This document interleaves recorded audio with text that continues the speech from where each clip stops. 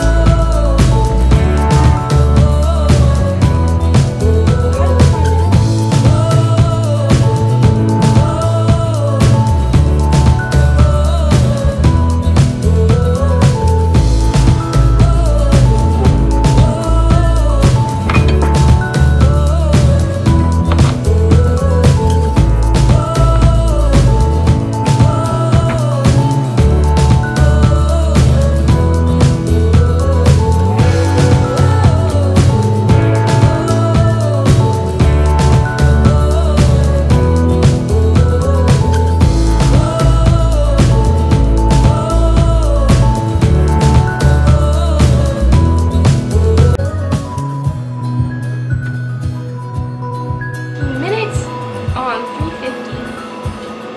350.